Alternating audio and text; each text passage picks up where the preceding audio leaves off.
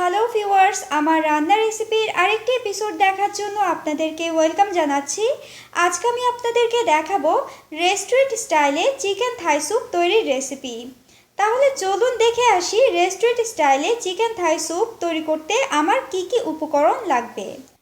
এখানে আমি 2টি ডিম ভেঙে নিয়েছি, 3 টেবিল চামচ পরিমাণ কর্নফ্লাওয়ার নিয়েছি, কয়েকটি থাই গ্রাস ছোট করে কেটে নিয়েছি, 3 টেবিল চামচ পরিমাণ টমেটো সস নিয়েছি, 2 টেবিল চামচ পরিমাণ চিলি সস নিয়েছি, 1 কাপ পরিমাণ চিকেন চিকন করে কেটে নিয়েছি, 1 টেবিল চামচ পরিমাণ লেবুর রস নিয়েছি, 1 টেবিল চামচ পরিমাণ চিনি নিয়েছি, 5টি কাঁচামরিচ ফালি নিয়েছি, 5 টুকরো থাই জিঞ্জার নিয়েছি, স্বাদমতো লবণ নিয়েছি, 1 চিমটি বিট লবণ নিয়েছি, আধা চা চামচ পরিমাণ টেস্টিং সল্ট নিয়েছি। এবার ডিম দুটোকে ভালো করে ফেটে নিব। আমার ডিমটা ফেটানো হয়ে গেছে। এবার আধা কাপ পরিমাণ নর্মাল পানি দিয়ে আমি কর্নফ্লাওয়ারটাকে গুলে নিব।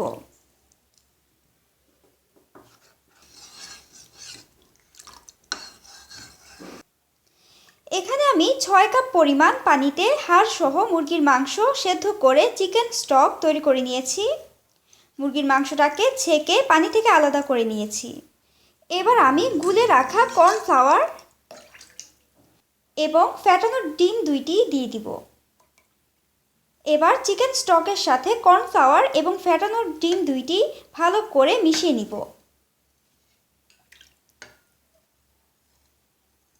আমাদের একটা কথা অবশ্যই মনে রাখতে হবে, চিকেন স্টকটা যেন একেবারে ঠান্ডা করে নেওয়া হয়, না হয় আমাদের ডিমটা সেদ্ধ হয়ে দলা বেঁধে যাবে। এবার দিয়ে দিচ্ছি চিলি সস এবং টমেটো সস। এবার সসটাকে ভালো করে মিশিয়ে নিব।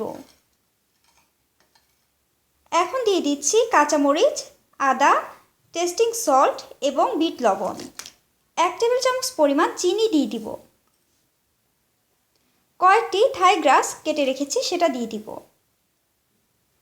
এবার দিয়ে দিব 1 কাপ পরিমাণ চিকন করে কেটে রাখা চিকেন। আপনারা চাইলে চিংড়ি মাছও দিতে পারেন। যদি আপনারা চিংড়ি মাছ দেন তাহলে চিকেনের পরিমাণটা কমিয়ে আধা কাপ পরিমাণ দিতে হবে এবং চিংড়ি মাছটাও আধা কাপ পরিমাণ দিতে হবে। এবার সব কিছু একসাথে ভালো করে নেড়ে মিশিয়ে নিব।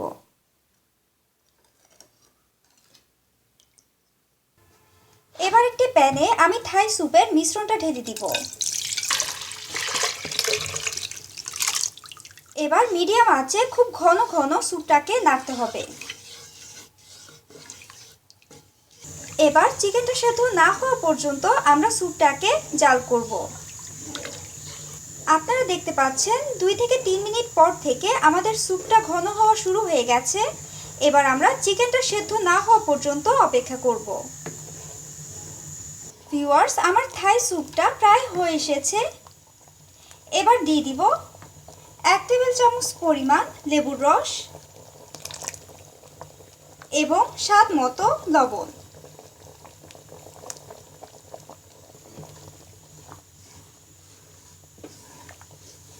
আপনারা দেখুন আমার স্যুপটা ঠিক এরকম ঘন হয়েছে। চিকেনটাও সেদ্ধ হয়ে গেছে।